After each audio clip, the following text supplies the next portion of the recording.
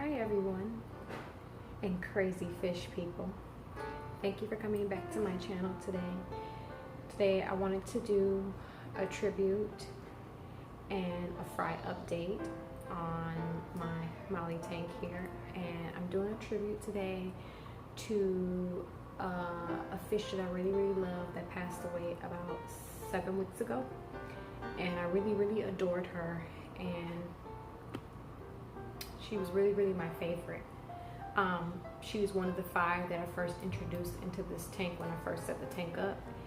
And when I first got her with the rest of them, she didn't seem to acclimate like they did.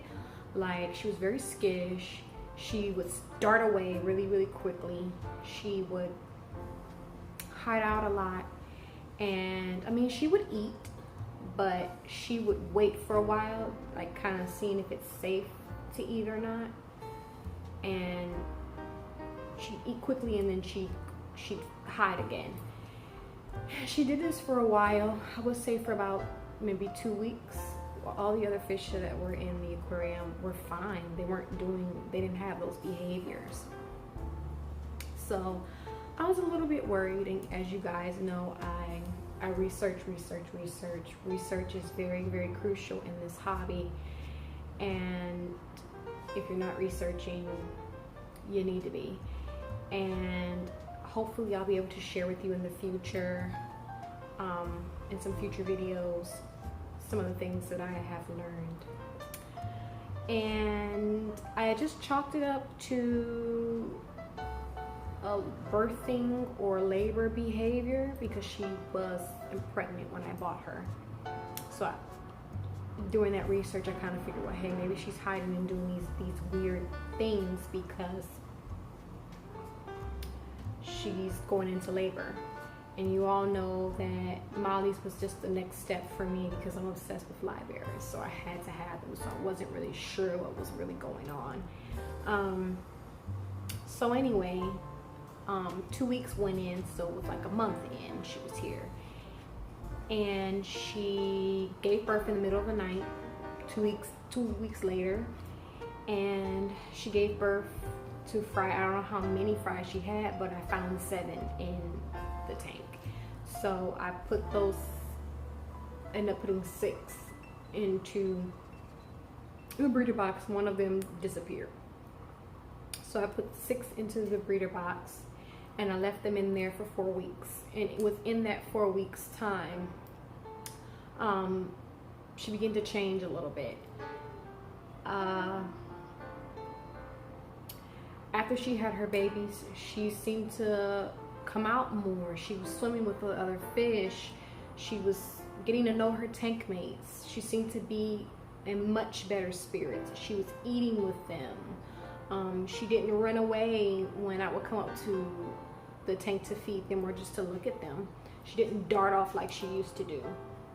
But then slowly after that, week going to 2 weeks, 2 weeks going to 3 weeks, and I can see her health declining.